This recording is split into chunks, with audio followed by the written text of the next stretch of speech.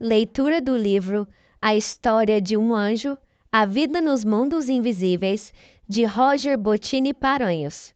Obra mediúnica orientada pelo Espírito Hermes. Sexta edição, 2007, Editora do Conhecimento. Capítulo 8. No Hospital Intermediário. Após a oração de Danúbio, a caravana começou a volitar em direção aos limites da cidade. Todos seguimos em direção à base do triângulo, do grande triângulo. Ao transpormos as fronteiras do Império do Amor Universal, sentimos que o ambiente começava a tornar-se pesado. A beleza da natureza começava a dar espaço à medida que sobrevoávamos o percurso a um terreno árido e sem vida. Volitamos por algumas horas em velocidade lenta, para que todos pudessem analisar as medidas a serem tomadas, e também para que os novatos da expedição não sofressem o forte impacto da transferência dos planos de luz para as zonas inferiores. Esta rápida transferência, para as almas despreparadas, pode ter consequências semelhantes às de um mergulhador que tente retornar das profundezas do mar à superfície rapidamente, sem a necessária adaptação gradativa. A sensação de desconforto que eu havia sentido ao entrar no Hospital do Império do Amor Universal era manha de criança, se comparado com o que eu estava sentindo naquela nova faixa vibratória. A imensa claridade de que antes falávamos agora fora substituída por uma grande escuridão. A brisa e a temperatura agradável davam espaço a um vento irritante e uma temperatura que oscilava rapidamente do frio insuportável para o calor escaldante. Logo chegamos no Hospital Intermediário do Império do Amor Universal. Poderíamos dizer que era uma réplica exata do Hospital da grande cidade. A única diferença estava na faixa de vibração em que nos encontrávamos. O hospital intermediário dava-nos a impressão de não ser tão bem acabado como o da cidade. A pintura também não apresentava o mesmo brilho. Em suma, o hospital intermediário não possuía a mesma beleza do hospital da Cidade Luz, devido ao ambiente em que foi construído. Da mesma forma que o artista não consegue um resultado perfeito com um material de pouca qualidade. Aterrissamos e nos dirigimos rapidamente ao portão principal, que, apesar de ser igual ao do Império do Amor Universal, estava sendo vigiado por muito mais guardas. Havia também uma cerca magnética muito mais poderosa do que a do outro hospital. Os guardas não estavam descontraídos como pudemos perceber no hospital principal. Ali, o perigo era constante. Ao aproximarmos-nos do portão principal, as sentinelas direcionaram os holofotes para o nosso grupo, tentando identificar-nos em meio à névoa e à escuridão que se faziam naqueles sítios. Gabriel ia à frente do grupo, com o objetivo de rapidamente ser identificado, para tranquilizar as sentinelas. Júlio, um dos guardiões, ao reconhecer Gabriel, saiu correndo para dentro do hospital gritando: "O irmão Gabriel chegou, avisem a irmã Lívia, avisem a irmã Lívia." Aproximando-se do portão, Gabriel ergueu a mão direita e o portão então abriu-se como por encanto. Todos entraram rapidamente, enquanto a guarda observava atentamente a zona de acesso, para evitar surpresas. Rapidamente fecharam-se os portões, trazendo-nos a uma sensação de paz e tranquilidade. Lá fora, a escuridão e o vento uivante transmitiam uma sensação de insegurança. Após a entrada, fomos recebidos por uma bela senhora, com vestes de freira, no estilo mais tradicional. Gabriel, aproximando-se, beijou a testa da irmã. Danúbio repetiu o mesmo ato. Todos os demais beijaram a mão da veneranda senhora. "Que a paz de Deus e de Jesus esteja contigo, irmã Lívia", disse-lhe Gabriel. "Que esteja com todos vocês também. A paz de nosso Senhor Jesus Cristo. Eu fico contente com a presença de todos e folgo em saber que o irmão Danúbio conseguiu reunir um excelente grupo de irmãos para os trabalhos assistenciais. Estamos necessitando de muito auxílio por aqui." "E onde está Étel?" perguntou Gabriel. A irmã Lívia fitou Danúbio com um olhar maroto, ao qual o bondoso emissário de Deus retribuiu e disse: "Ah, o amor! Força maior da criação de Deus! O que seríamos sem este sentimento belo e puro? Gabriel, reconheço em ti uma das mais perfeitas manifestações do amor que meu pobre espírito já conheceu.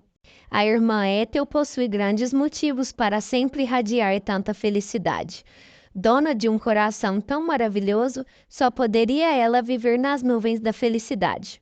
A freira meditou um pouco enquanto Gabriel ficou sem jeito e disse: Ethel está na zona de atuação, dentro do Império dos Dragões do Mal. Estive com ela ontem. Os trabalhos por lá estão acirrados. Foi por este motivo que solicitei o auxílio dos irmãos em Cristo. A situação está sob controle, mas não sabemos até quando. Dracos anda muito irritado com a nossa intervenção. E pelo que já sabemos, ele está a par de seus planos em relação a Jorracabe, um de seus conselheiros.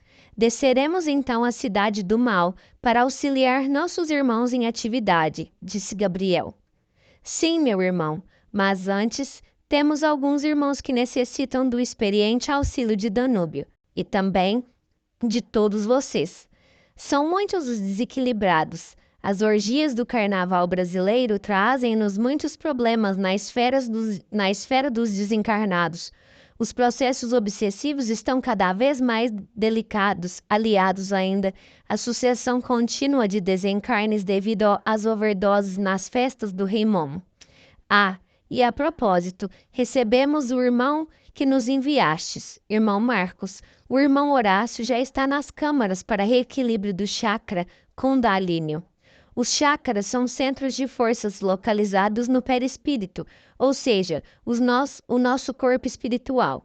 Através destes centros de força, o espírito realiza as trocas de energia entre si e o ambiente que o cerca. Através dos chakras podem ser regularizadas as funções orgânicas, tanto do corpo físico como do corpo espiritual. Existem diversas obras espíritas e espiritualistas que explicam muito bem o funcionamento destes centros de força. O próprio passe, muito comum nas casas espíritas, nada mais é do que o direcionamento de energias trabalhadas pelos emissários de Cristo, para que os médiuns, através de movimentos coordenados, transmitam essa pura energia para os chakras e a aura dos pacientes. Através dessa transfusão de energia, o indivíduo que recebeu o passe obtém o reequilíbrio do funcionamento dos centros de força, que em poucos minutos causarão resultados benéficos em todo o corpo físico, tanto para o restabelecimento de energias como para a cura de determinada enfermidade. Como ele está? Perguntou Marcos. Venha ver com seus próprios olhos, respondeu Lívia. Dirigimos-nos a uma das dependências do hospital, onde havia diversas cabines. Em uma delas estava Horácio, deitado em um leito, tendo um estranho aparelho ligado ao seu chakra básico, Kundalini. O aparelho buscava manter o ritmo do centro de força em uma velocidade adequada, mas o chakra girava alucinadamente. A estranha mancha negra continuava a flutuar sob os órgãos genitais de Horácio.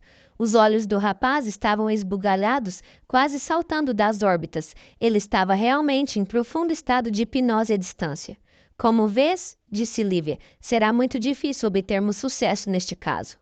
Marcos assentiu com a cabeça. Todos foram, então, atender a outros casos. Naquele hospital, nós não encontrávamos a paz e o equilíbrio dos pacientes do hospital principal dentro do perímetro do Império do Amor Universal. Ali havia uma gritaria incrível. Desespero e pânico, completo desequilíbrio dos pacientes, muitos recolhidos há pouco tempo das zonas de trevas. Em muitos leitos observávamos espíritos em estado de choque, como se estivessem congelados desde longa data. Aproximamo-nos de um leito, onde estava repousando um senhor de aproximadamente 57 anos. Gabriel chamou Alfredo e disse-lhe: Alfredo, olhe nos olhos deste irmão e concentre-se. Olhe no fundo de sua alma. Hermes disse-me para fazer o mesmo. Olhamos dentro da retina do irmão dementado e percebemos que ali estavam se desenrolando os últimos momentos de sua vida no plano físico, mais precisamente no momento que lhe infligia maior peso na consciência. Observamos através das imagens que se apresentavam este mesmo homem durante toda a sua vida cometendo as mais tristes insanidades, crimes ocultados pelo prestígio de sua família, desrespeito para com os semelhantes, jovens empregadas de sua casa sendo coagidas a ceder aos seus desejos pervertidos, constantes agressões à sua esposa quando ela não concordava com seus pontos de vista. Acreditando-se senhor da vida devido ao seu grande poder econômico, por diversas vezes humilhou e desprezou empregados e aqueles que lhe deviam favores. Chegou então o momento do desenlace. Às portas do túmulo, o orgulhoso e desorientado homem encontrou a lei da justiça de Deus, que ele tanto desprezou, acreditando ser apenas fruto da imaginação de pessoas pobres e ignorantes. Passou 13 anos nas zonas de trevas, até que sua mente atormentada encontrou o elixir da vida, a oração sincera, que sempre é atendida por nosso amoroso Pai. O homem orgulhoso e prepotente abriu então o espaço para o homem humilde e cansado de sofrer, permitindo à espiritualidade maior a oportunidade de recolhê-lo para aquele hospital que ora visitávamos. Enquanto os nossos irmãos analisavam e auxiliavam com passe a cada um daqueles pacientes, fui invadindo a tela mental de outros pacientes que estavam naquele mesmo estado, com aquela terrível máscara de horror, parecendo bonecos de cera de um pavoroso filme de terror. O salão em que ora estávamos era gigantesco. Não nos era possível enxergar o final das extensas fileiras de leitos naquele amplo salão. Aproximei-me de uma mulher que aparentava aproximadamente 28 anos. Olhando nos olhos da infeliz irmã, pude vê-la assassinando o próprio marido, cravando-lhe uma enorme faca nas costas. Os olhos dela estavam envolvidos por um profundo ódio. Estava completamente descontrolada. Junto com ela, podíamos ver os infelizes amigos que inconscientemente alimentamos com a nossa vida anticristã. Uma legião de espíritos perturbados, intuindo-a cometer o crime absurdo. Motivo? Fugir com o amante que mais tarde enforcou-a e jogou-a no fundo de um lago. Tempo de sofrimento nas zonas de trevas daquela região até ser resgatada pelo hospital. 23 anos. Fiquei triste. Às vezes acreditamos que estas coisas só acontecem em filmes, mas na verdade são realidades que ocorrem todos os dias, e na maioria das vezes os criminosos conseguem acobertar o crime aos olhos da justiça. Mas de Deus nada pode ser escondido. Cada um deverá colher aquilo que plantou. Levei um susto. Danúbio surgiu ao meu lado para atender a esta mulher que eu estava analisando. Senti-me como intrometido, atrapalhando o trabalho assistencial, mas eu precisava ver estas verdades para melhor narrá-las. O irmão Hermes concordou com meus pensamentos através de seu justo olhar. Continuei a análise, através da observação dos olhos de outros irmãos petrificados. Outra mulher, idade aproximada, 40 anos. Além da mesma face de horror, branca como cera e com os olhos saltados, esta mulher tinha uma grande ferida na bochecha direita. Podíamos ver o maxilar inferior da mulher através da grande ferida. Cena horrível. O rosto e as mãos, as partes descobertas que pude analisar, completamente enrugados e com manchas. Em sua tela mental, víamos o assassínio de seus 2 filhos para liberar-se das crianças que atrapalhavam as suas tentativas de obter novos namorados. Esta irmã estava há 58 anos nas zonas purgatórias, até ser recolhida pela misericórdia divina. Lembrei-me instantaneamente da excelsa figura de Jesus realizando o convite para que seguíssemos o seu reino, dizendo-nos que seu jugo é suave e leve ao seu fardo. Os homens buscam a vida fácil, desprezando as dificuldades que Jesus nos oferta para orientarmos nosso espírito pelos caminhos da luz. O infeliz peregrino reencarna desprezando esses mecanismos, cometendo crimes absurdos que só tornam a sua caminhada mais e mais dolorosa. Deus só quer a nossa felicidade. Nós é que nos distanciamos dessa felicidade através da insensatez de nossos atos. Como seguir então o caminho correto? Onde está esta norma de vida? No Evangelho de nosso Senhor Jesus Cristo. Viver estes ensinamentos com sinceridade e honestidade é o caminho, a verdade e a vida. Continuamos naquele salão por todo aquele dia. Os amigos amparando os necessitados e eu bisbilhotando o passado daqueles irmãos infelizes. Muito mais poderíamos narrar, mas não é o objetivo de nosso trabalho. Temos que poupar espaço neste livro para o real objetivo desta obra, segundo palavras do irmão Hermes. Fiquei triste, porque gostaria de trazer outros exemplos com a finalidade única de despertar os encarnados que vivem como alienados pela vida física. Hermes tranquilizou-me. Se for da vontade de Jesus, escreveremos outras obras onde narraremos com mais detalhes essas importantes experiências que desencadeiam os processos kármicos. Todos estes absurdos que tu viste deverão ser compensados, através da lei de ação e reação. Estes irmãos deverão no futuro, através de novas reencarnações, consertar o estrago que fizeram. O plantio é livre, mas a colheita é obrigatória. Algo preocupou-me.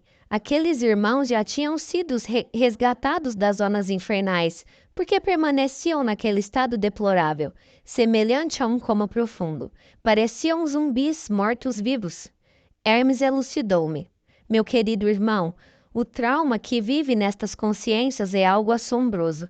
O simples resgate das equipes socorristas não seria jamais suficiente para libertá-los do pavoroso drama de consciência em que vivem.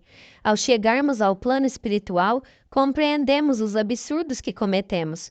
Atitudes que possam parecer banais e sem importância durante nossas vidas, quando vistas pela ótica imortal do mundo, dos espíritos, despertam imensos dramas de consciência.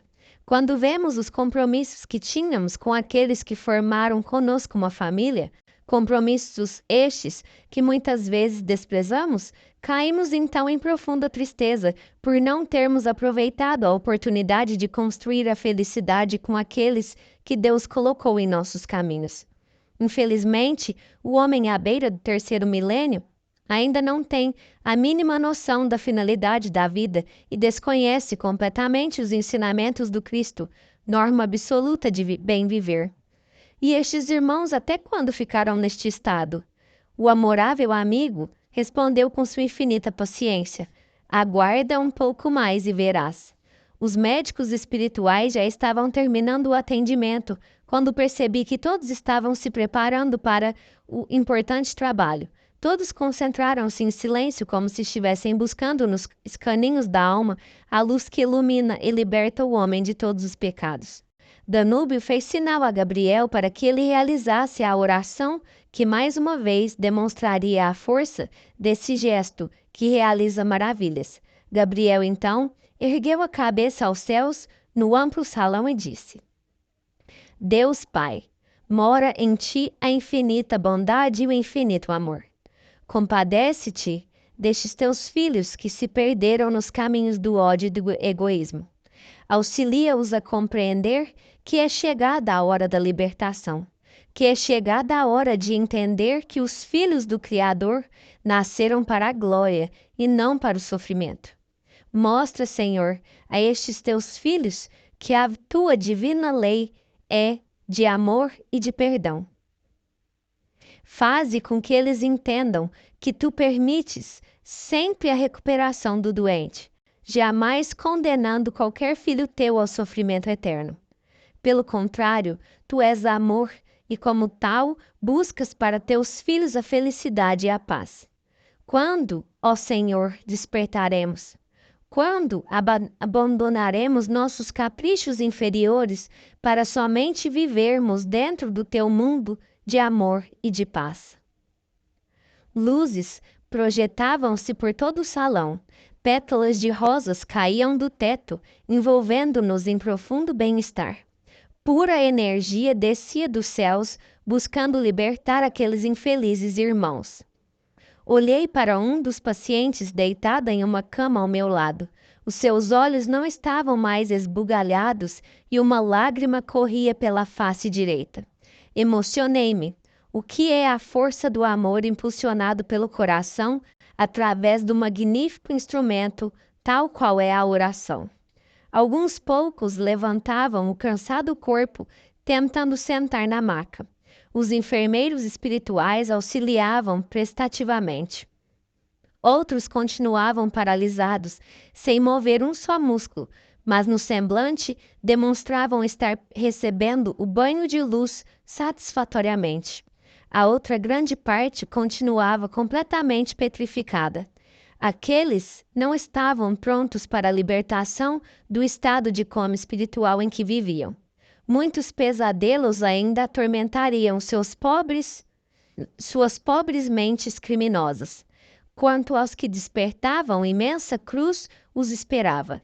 Deus, através de sua infinita misericórdia, auxilia seus filhos na libertação dos seus erros, mas ninguém é privilegiado com o perdão sem o devido reparo de seus atos.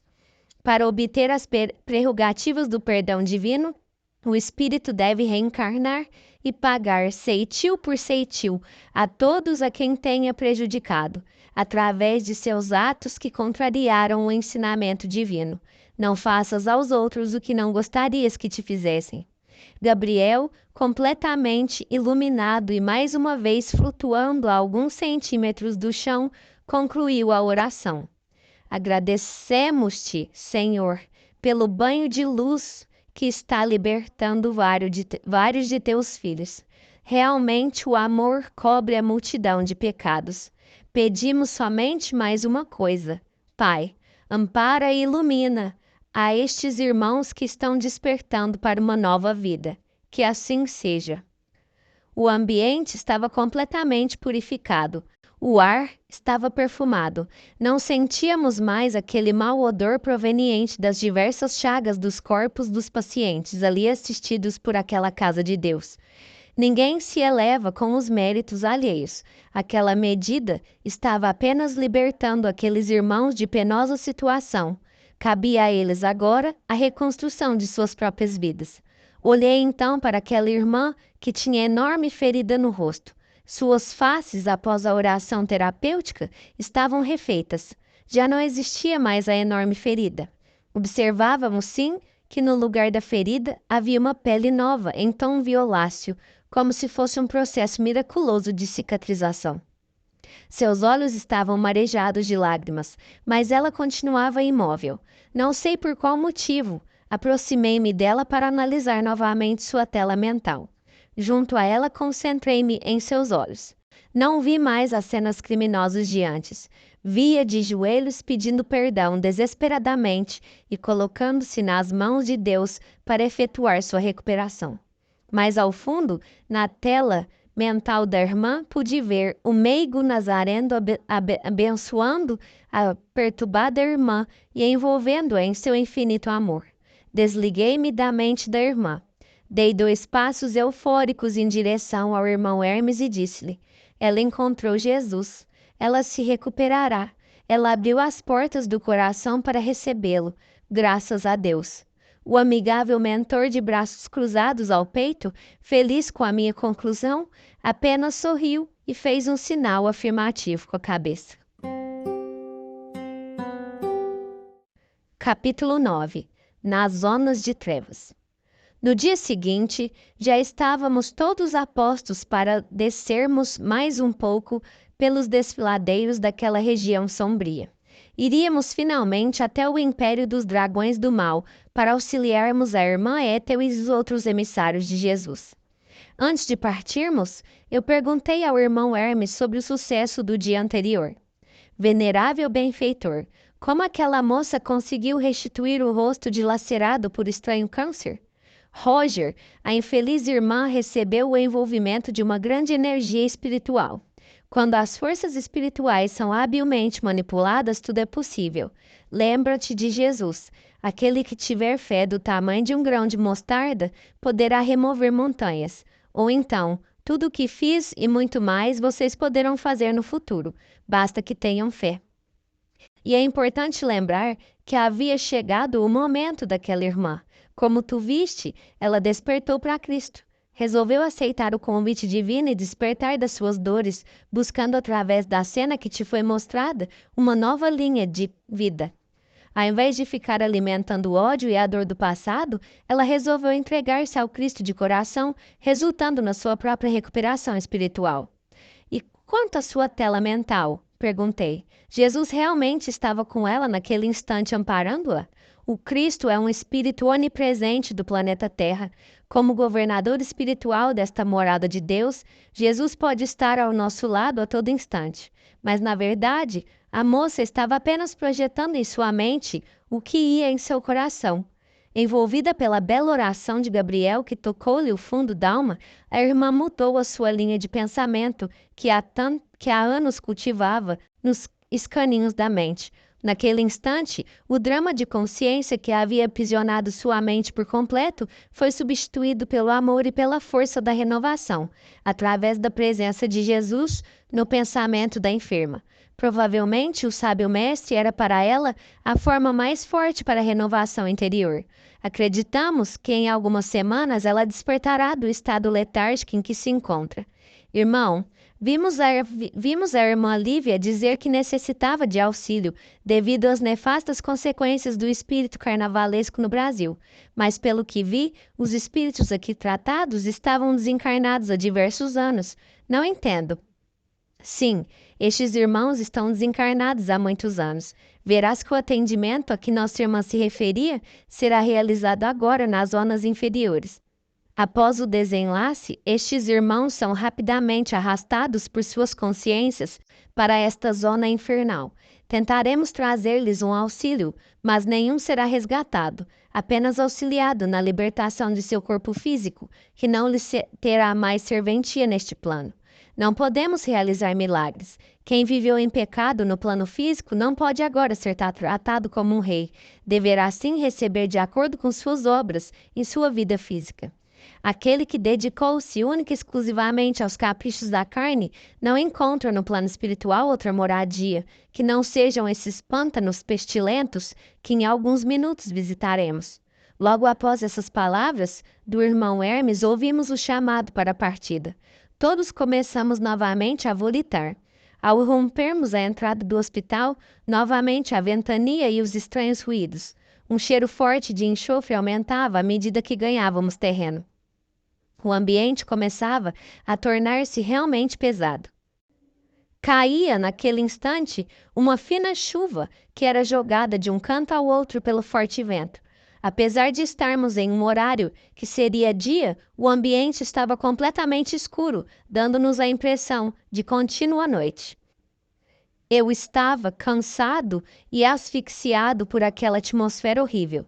O cheiro forte, ora de enxofre, ora de fezes humanas, tonteava-me. O clima pesado obrigava-me a respirar profundamente na busca por oxigênio. Cubatão, comparado com aquele lugar, ganharia prêmios por baixos níveis de poluição da Organização Mundial da Saúde. O irmão Hermes amparava-me continuamente com passes energéticos. Não era só eu, os novatos da expedição também necessitavam ser auxiliados. Os sons harmoniosos do Império do Amor Universal não mais se ouviam. Naquele novo local, que ora adentrávamos, só se ouvia gritos histéricos e barulhos primitivos, típicos de tribos indígenas ou africanas. A conversação sadia, que já havia se tornado uma rotina para meus ouvidos, dava espaço para as horríveis palavras de baixo calão, através de vozes estridentes e irritantes. Alguns minutos mais e vimos um estranho povoado, ao fundo, envolvido por uma grande mancha escura. Mais ao fundo, um grande vulcão expelindo uma fumaça negra dava-nos a impressão de que entraria em erupção a qualquer momento. Sem tirar os olhos daquele horroroso cenário onde tudo era vermelho e com tons berrantes, fomos aterrissando levemente ao chão. Senti que ia sujar meus calçados porque a cidade era um grande pântano. Alguns dos caravaneiros já haviam acionado lanternas portáteis para reconhecer a paisagem escura como breu. Árvores asquerosas decoravam a fúnebre paisagem. No Império do Amor Universal, foi-me possível ver cores que não consigo nem mesmo narrar com os sentidos físicos. Ali, onde estávamos, predominavam apenas cores sem vida, ou então o vermelho escarlate. Já em contato com o solo, seguimos pelos caminhos daquele pântano horrível. Os mais experientes conheciam perfeitamente aqueles caminhos. Não havia indecisão nas veredas a seguir. À medida que caminhávamos, eu ficava mais assombrado com o que via. Tínhamos nos pés um incontável número de espíritos rastejando naquele lodaçal asqueroso. Ao sentirem a presença de espíritos de luz, os sofredores atiravam-se para tocar-lhes a túnica. Todos os trabalhadores da vinha do Senhor demonstravam um sentimento de piedade para com a malta estatelada ao chão. Alguns direcionavam suas mãos iluminadas aqui e ali mas percebiam-se que estavam com pressa. Primeiro deveriam ir ao posto de trabalho daquelas paragens para só depois iniciar os trabalhos com o auxílio dos irmãos que já estavam naquela região por muito mais tempo e, portanto, mais a par das atividades a serem realizadas. Ao passarmos por uma ribanceira, todos percebemos a presença de um irmão perturbado afogando-se num grande poço de lama que se parecia com areia movediça. Apesar da situação ingrata, a infeliz criatura não tirava os olhos vidrados do topo da ribanceira. Casimiro, um dos novatos que estava ao lado de Gabriel, chamou a atenção do anjo de Deus para a situação. Gabriel serenamente disse-lhe que seria inútil ajudar aquele irmão. Casimiro, não se preocupe, ele não morrerá afogado. A morte é uma preocupação dos encarnados. Em breve ele estará fora desta lama, mas não do inferno que criou para si mesmo. Gabriel fez um gesto para o jovem e apontou o topo da ribanceira, local onde o irmão perturbado fixava seu olhar.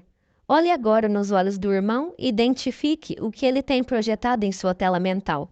No topo da ribanceira não havia absolutamente nada, a não ser uma vegetação típica de banhados, como naquele.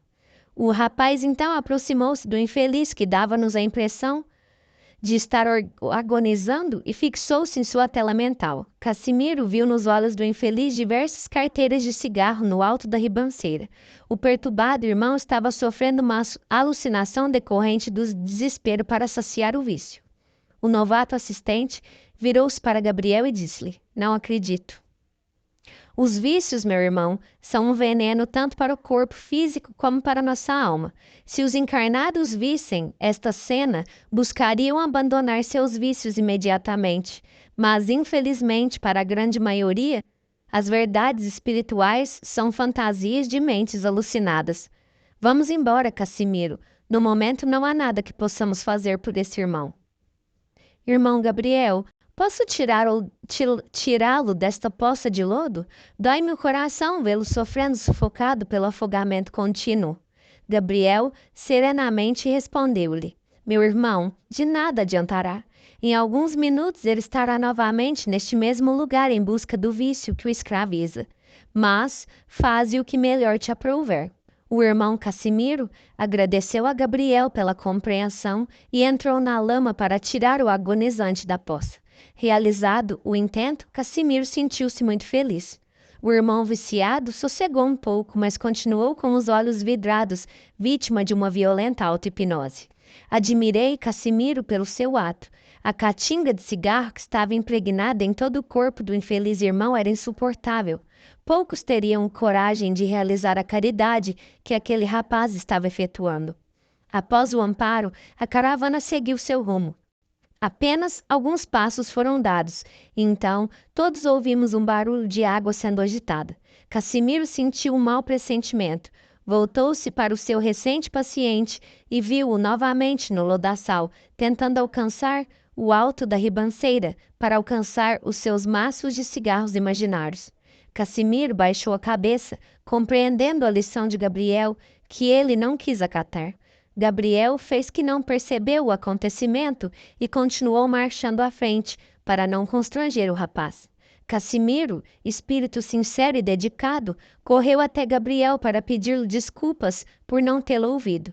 O anjo sorriu e disse: "Não há do que te desculpares, meu irmão. Tu realizaste um grande ato de amor. Muitos teriam se negado a auxiliar aquele pobre infeliz por asco da triste situação em que ele vive. Mas deves aprender a não desperdiçar forças, através de um trabalho inútil. Existem irmãos que não estão preparados para receber auxílio, e tu deves perceber isto para que não venhas a dedicar tuas energias a um trabalho que não trará benefícios a ninguém. Não te esqueças que existem milhares de irmãos verdadeiramente necessitados e prontos para o auxílio. Tratar um irmão que não sabe aproveitar este auxílio é deserdar aqueles que necessitam realmente e esperam ansiosos a energia que Deus, em sua infinita misericórdia, nos alcança para que possamos, através de nossas limitadas condições, ajudar a quem realmente necessita. Deus nos ajuda para que possamos ajudar mais. Analisemos as situações para que não venhamos a desperdiçar o combustível divino. A caravana prosseguia em sua marcha, enquanto o pobre viciado voltava à mesma situação de quando o encontramos. Afogava-se desesperadamente nas águas turvas do charco.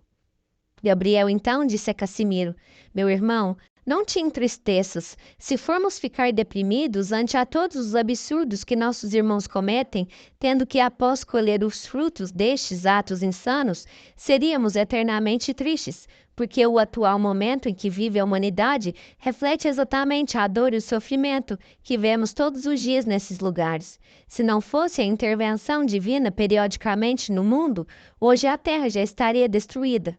Aconteceu assim na Atlântida, na Lemúria, em Sodoma e Gomorra, e agora acontecerá novamente de forma global. Tenhamos fé em Deus e em Jesus, porque sempre que a vida no plano físico começa a perder os valores espirituais, Deus intervém, colocando a casa em ordem. Devemos manter sempre a característica maior dos verdadeiros filhos de Deus, a alegria de viver trabalhando com Cristo. E tenho boas notícias para ti. Se desejas auxiliar um irmão viciado em cigarros e álcool, em breve estarás realizando o feito. Uma de nossas atividades aqui consiste em resgatar um irmão viciado que está neste vale de dor e sofrimento. Graças à sua inclinação ao bem e ao esforço grandioso de sua adorável mãe, conseguiremos realizar um importante resgate nas próximas horas. Cassimiro esboçou um largo sorriso de gratidão pelas palavras de Gabriel. O rapaz, apesar de inexperiente, demonstrava um grande coração. Compreendia a dor alheia, mas constantemente entristecia-se com aqueles que desprezam os ensinamentos sagrados, tendo que colher a dor e o sofrimento. Fiquei imaginando o estado em que devem ficar os viciados em drogas pesadas, já que simples fumantes e alcoolistas sofriam tais horrores. O que seria daqueles que se entregam às drogas como a maconha, a cocaína e mais recentemente o crack? Hermes elucidou minhas dúvidas. Meu irmão, com certeza o efeito destas drogas é mais devastador, devido à incontrolável dependência que estas substâncias exercem sobre o viciado. A forte dependência física ocorre também no corpo espiritual, no perispírito, como chamamos. Portanto, estas mesmas sensações incontroláveis terão os viciados no plano espiritual. Da mesma forma que o dependente de cigarros enlouquece no plano espiritual, o viciado em drogas que já se encontra enlouquecido no plano físico chega até nós em um estado de perturbação extrema. Logo, formam bandos após conseguirem libertar-se do estado de choque que este tipo de desencarnação oferece e seguem rumo ao mundo dos encarnados para sugarem os viciados nas drogas que os atormenta, como se fossem verdadeiros vampiros. Mais adiante, poderás assistir a um caso triste de 2 irmãos que se entregaram a drogas pesadas. Aguarda e verás. A humanidade terrena constantemente questiona o porquê de Deus permitir tanta dor e tanto sofrimento neste mundo. Alguns até colocam em dúvida a existência de Deus, mas estes mesmos não param para pensar sobre seus próprios atos, sobre suas próprias condutas no dia a dia. Se o homem comum analisasse seus atos diariamente, veria que Deus é infinitamente misericordioso, porque permite-nos o conserto de nossos erros, que não são poucos, durante toda a nossa existência. Coloca-nos em situações de dor e de aflição, mas o que seria de nosso futuro espiritual se Deus não abrisse nossos olhos através dos mecanismos dolorosos da evolução? Se o espírito encarnado buscasse orientar a sua vida pelos caminhos da sabedoria, dos ensinamentos do Cristo, nenhuma dor então seria necessária. Mas infelizmente, o homem comum prefere levar uma vida fútil e distanciada de Deus. Portanto, o alto toma providências para colocar o espírito perdido nos caminhos corretos através de instrumentos dolorosos, o que pode parecer à primeira vista como sadismo de Deus, mas fazendo-se uma análise sensata, concluímos que é a forma mais perfeita de chamar à verdade os espíritos de pouca evolução. Enquanto caminhávamos, era-nos possível identificar 2 classes distintas de espíritos: os sofredores que ficavam chorando, estendidos ao chão, e os cruéis escravizadores espíritos com os corações petrificados no mal, que torturavam continuamente os espíritos com dramas de consciência. Estes escravizadores vestiam roupas vermelhas e amarelas. Os tons das roupas eram extremamente berrantes. Seus rostos lembravam-me raposas devido ao nariz pontudo e à expressão de malvada esperteza. Alguns minutos mais de marcha contínua e avistamos uma humilde casa que se diferenciava das demais pelo aspecto simples, mas agradável. As demais construções tinham formas aberrantes e transmitiam uma vibração extremamente infeliz. Todas as malocas, porque só assim poderíamos definir aqueles abrigos para espíritos que desprezaram as riquezas divinas para entregarem-se aos desvarios da carne, davam-nos a impressão de serem casas de prostituição, devido à vibração pesada que emitiam. Aqueles espíritos habitavam em abrigos feitos de material sujo e pestilento, demonstrando a miséria espiritual em que se encontravam. Ao chegarmos perto do posto de auxílio, deparamo-nos com espíritos de pouca luz, mas trabalhadores fiéis. Eram espíritos endividados na escola divina, mas que buscavam a sua recuperação, trabalhando com afinco, para logo receberem uma nova oportunidade de reencarnação no mundo material, e assim tentarem recuperar o tempo perdido na escalada evolutiva. Fomos recebidos com grande festa. Aqueles irmãos, apesar de pouca luz, demonstravam um grande coração. Um deles correu para Gabriel e deu-lhe um grande abraço, como se fosse uma criança, com saudades de um pai que voltava de longa viagem. Gabriel retribuiu o abraço e disse-lhe: "Como vais, Frederico? Está tudo bem?" "Graças a Deus, irmão. Esperávamos com ansiedade a chegada de vocês. O trabalho nas furnas está cada vez mais difícil. Os chefões do mal estão boicotando o trato que fizestes com eles. Já não permitem mais a nossa intervenção em determinadas áreas, alegando que estamos interferindo em seus domínios." O homem, que aparentava uns 40 anos de idade, então disse com os olhos assustados: "Irmão Gabriel, eu estou com medo. O Senhor ensinou-me que, estando com Jesus, não temos o que temer, mas eu sou um verme. Às vezes, volta à minha mente todo o mal que cometi. Eles sabem disso e jogam constantemente em minha cara estas verdades. Chamam-me de santo do pau oco, de fingido, dizem que estou tentando enganar a Deus e a mim mesmo, que nem 1000 anos de caridade recuperariam a minha alma suja." Após aquelas palavras, Frederico caiu de joelhos ao chão barrento. Com os olhos lavados de lágrimas, ele olhou para Gabriel, implorando a sua confortadora palavra. O anjo de Deus colocou suas mãos na cabeça de Frederico e olhou para aquele céu carregado de nuvens negras. Naquele instante, saiu das mãos de Gabriel uma puríssima energia branca que eu não acreditava que pudesse ser gerada naquele pestilento ambiente. A luz invadiu todo o corpo de Frederico, trazendo-lhe a paz. A personificação do amor, então, disse-lhe serenamente: "Frederico, perdoa a maldade dos nossos irmãos aprisionados na ignorância. Eles estão testando a sua fé e a sua perseverança no bem. Já tiveste diversas provas de que só o amor constrói. Portanto, utiliza-te do amor para resolver esta situação. Perdoa, amando, e fortalece-te no trabalho de auxílio aos necessitados que amparas diariamente nesta cidade de dor e sofrimento." Gabriel esboçou um carinhoso sorriso e, olhando nos olhos de Frederico, disse: "Quando tu auxilias um irmão escravizado nestes sítios, não te sentes feliz e redimido com Deus? O que importa o teu passado se hoje tu és uma expressão divina nesta cidade infeliz? Em breve receberás dádivas inesquecíveis de Deus e poderás perceber que a lei é de evolução.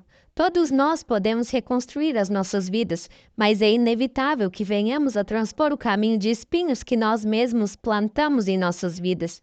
O que ouves é consequência do que construístes no passado. Cultiva uma vida exemplar no presente e no futuro lembrarão de ti como um anjo de Deus." Envolvido em lágrimas de felicidade e de refazimento, Frederico perguntou com voz embargada: "Tornar-me um anjo assim como o Senhor?" "Sim, Frederico, assim como eu. A tua história atual nada mais é do que a minha história em um passado distante.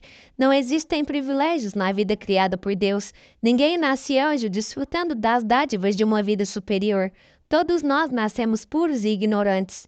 Na busca do amor e da sabedoria dos nos enredamos nas teias do mal, mas com Deus no coração, nos libertamos e alcançamos a evolução espiritual. Ninguém jamais alcançou a glória dos céus sem passar pelos difíceis caminhos da vida humana. Confuso, Frederico perguntou: então Jesus também foi como eu? Sim, Frederico. Há milhares e milhares de anos, em outro mundo, Jesus construiu sua caminhada, assim como eu o fiz e tu agora estás fazendo. Depois de tornar-se um espírito de luz infinita, Jesus recebeu de Deus a oportunidade de ser o governador de um novo mundo em formação, mundo este em que vivemos atualmente, a Terra. Portanto, não creias nessas histórias fictícias de anjos com asas criados por Deus em alto estado de evolução, porque qual anjo se sentiria digno de tal grau de evolução se não tivesse conquistado estes valores por seu próprio esforço? Todos nós somos irmãos em total igualdade de condições. Se não fosse assim, Deus não seria a justiça suprema. Nós nos sentimos felizes por Deus nos permitir mostrar nosso valor e conquistar a glória por nossos próprios esforços. Se assim não fosse, sentir-me-ia como um político no plano material que, sem nenhum mérito e nenhuma competência, ganhasse de algum outro colega um cargo o qual não tivesse conquistado por meu próprio trabalho e com respaldo de todos daquela organização, ou seja, seria um apadrinhado de Deus. Assim como existem muitos infelizes apadrinhados de políticos entre os homens.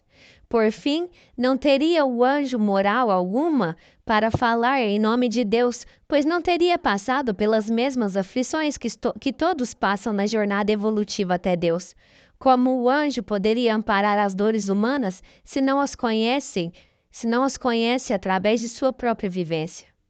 Gabriel olhou novamente nos olhos de Frederico e, com infinito amor no coração, disse-lhe: trabalha com Jesus, meu irmão. Esquece as ofensas e o teu passado criminoso, porque aquele que expulsa as inferioridades do coração encontra Deus, e encontrando Deus, encontramos a paz e a felicidade. Frederico, renovado, abraçou novamente Gabriel e saiu em disparada para dentro do posto de atendimento, gritando de alegria: venham todos, venham todos! Eles chegaram! Vamos, irmãos, temos muito trabalho pela frente. Jesus conta com nosso apoio para que vençamos com o amor as forças do mal. Danúbio aproximou-se de Gabriel, que estava de braços cruzados ao peito e com uma expressão de alegria e contentamento ante ao ato espontâneo de Frederico, e disse-lhe: meus parabéns, Gabriel. Mais uma vez conseguistes transformar corações? Que Deus sempre te ilumine. Gabriel olhou para Danúbio e o abraçou. Os demais assistentes da caravana ficaram estáticos, meditativos, mastigando ainda as palavras divinas de Gabriel. A vida é realmente uma constante evolução. Quanto mais nos aperfeiçoamos em qualquer campo, melhores seremos. Ninguém obtém dons os quais não se esforçou para conquistar. Os pobres materialistas encarnados, quando veem um menino prodígio com assombrosa inteligência e capacidade, ficam perplexos. Esta só é mais uma prova de que o espírito é imortal e de que reencarnamos diversas vezes nos mundos físicos para obtermos o nosso crescimento. Vemos muitas vezes em uma mesma família crianças inteligentes e outras bem limitadas, algumas com um excelente coração e outras com um caráter extremamente inferior.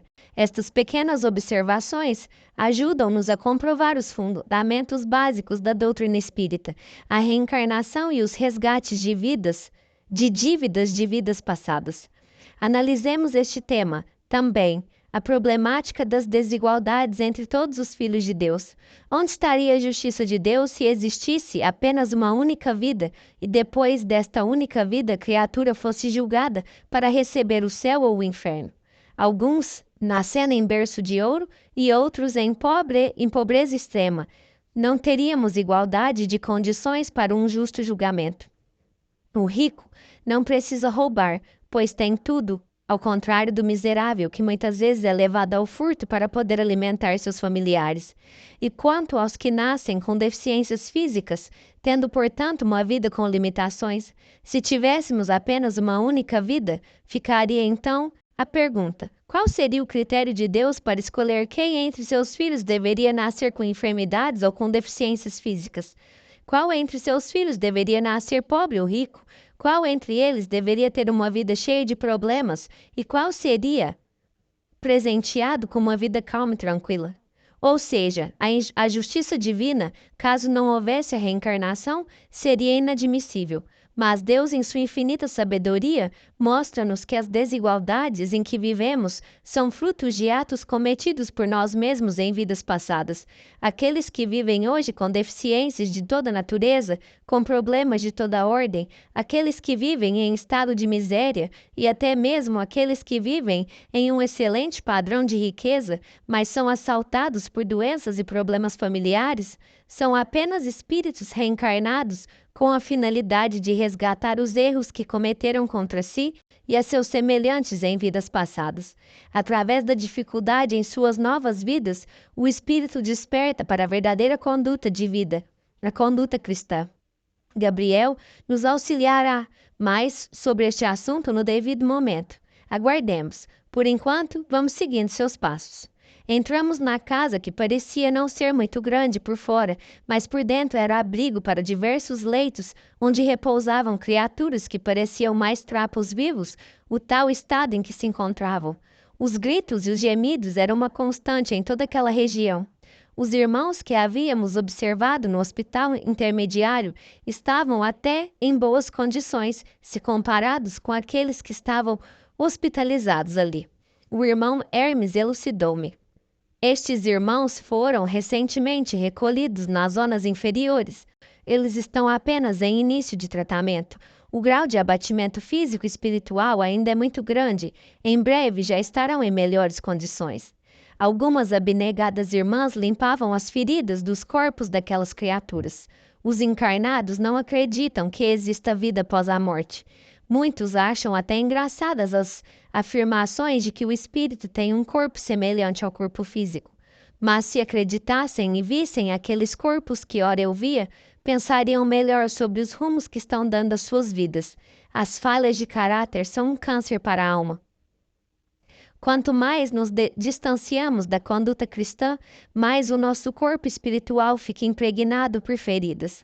Claro que aquele que dá apenas uns pequenos resvalos na sua caminhada e tem uma série de atos positivos, não irá sofrer essas enfermidades funestas, mas todo aquele que despreza o amor, o respeito à fraternidade, a paciência, a tolerância, a caridade, o perdão e todas as outras virtudes cristãs, vai pouco a pouco cultivando em sua alma as doenças do espírito. Ao chegarem no mundo espiritual, sofrem um forte choque ao olharem para si mesmos, tornando-se verdadeiros leprosos espirituais, feridos por todo o corpo, que queimam como se fossem fogo. Por isso, muitos espíritos, quando conseguem trazer sua voz ao mundo material, alegam estar sendo queimados pelo fogo do inferno. Enquanto os nossos amigos recebiam as boas-vindas, eu analisava as telas mentais dos pacientes à minha volta. Adorei esta técnica de analisar as situações passadas dos irmãos desencarnados. Os olhos são realmente o espelho da alma. Pude ver as mesmas infelizes situações que sempre levam a criatura ao sofrimento e à dor. Um assassinato aqui, um sequestro ali, muitos que durante suas vidas trabalharam pela desgraça alheia, ciúmes, invejas e todas as atitudes que nos distanciam de Deus. Eu estava distraído observando também as chagas nos corpos daqueles irmãos, feridas que permitiam enxergar até mesmo os órgãos internos daquelas criaturas. Para o espírito não existe a morte, portanto, os estados de laceração física não tinham limites. Eu estava chocado. Via que Hermes não evitava que eu observasse as situações mais tristes. O objetivo era que tudo fosse narrado para alertar os irmãos ainda encarnados. Observava com grande satisfação o auxílio das irmãs que estavam limpando as feridas dos doentes espirituais. Após a limpeza, elas realizavam o tradicional passe, impunham suas laboriosas mãos sobre as chagas dos pacientes e então aquela fabulosa energia pura era transmitida aos doentes. Fiquei feliz com a Igreja Católica, que através dos séculos auxiliou a formar o caráter dessas caridosas irmãs, que tornaram-se exemplos de caridade cristã. Enquanto eu observava os trabalhos, ouvi a bela voz de Gabriel realçada no ambiente. Étel! Ao ouvir o nome da alma gêmea de Gabriel, dei um salto. Não poderia perder este encontro. Saí correndo em direção a uma sala ao lado da que estávamos. Lá chegando, vi Gabriel abraçado com uma belíssima senhora que aparentava 65 anos mais ou menos. Pareciam mãe e filho, abraçados. A senhora demonstrava um porte nobre e belo. Quem se defrontasse com aquele semblante respeitável teria que prestar reverência. Tal era a grandeza que aquela senhora demonstrava. Lembrei-me de Maria, a mãe de Jesus. Confuso, eu perguntei ao irmão Hermes quem era aquela senhora. Esta é Ethel, Roger.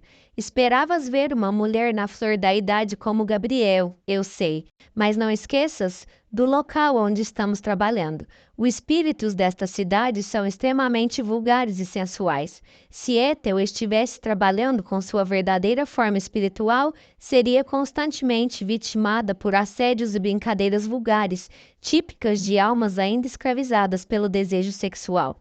Aqueles que buscam a recuperação a veriam como uma bela fada dos contos infantis a salvá-los do sofrimento. Já os espíritos com o coração empedernidos no mal buscariam desconcentrá-la do trabalho com suas atitudes vulgares, mantendo a forma espiritual de uma respeitável mãe.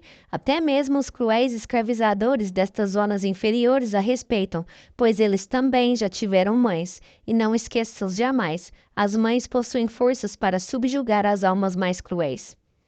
Fiquei impressionado. Quantas providências devem ser tomadas para o trabalho santificante? Mas Deus dá capacidade e possibilidades infinitas aos seus filhos que buscam trabalhar com Ele. A volitação é um exemplo claro. Como estão as coisas, meu amor? Disse Gabriel. Estão difíceis, querido. Acredito que terás que intervir diretamente com Dracos. Ele está bloqueando nossos irmãos da equipe de resgate. As festas carnavalescas no Brasil deram-lhe mais força. Os nossos irmãos encarnados, através de suas vibrações vulgares neste período, estão alimentando a atmosfera com uma vibração muito baixa, o que está possibilitando mais forças para as trevas. A expressão de preocupação de Ethel mudou para um tranquilo sorriso de agradecimento. Recebemos a tua oração e a concentração dos nossos irmãos no templo da união divina. Foi maravilhoso. Estávamos recebendo forte pressão dos escravizadores de Dracos, fortificados que estavam pelas emanações pervertidas dos encarnados na noite de sábado de carnaval. Logo após, desceu do céu a luz do templo da união divina. Reconheci de imediato a tua vibração que mora em meu coração. Os irmãos perturbados, assustados com a luz, fugiram para as furnas, permitindo-nos a conclusão dos trabalhos daquela noite. Agradece a Jesus, Ethel. Somos apenas seus humildes trabalhadores. Mas, para quando está planejada a tentativa de diálogo com os irmãos Siqueira? Miriam veio conosco. Será ela a nossa grande arma para libertarmos os dois irmãos da garra de Dracos? Aguardávamos a tua chegada para o encontro com os irmãos Siqueira.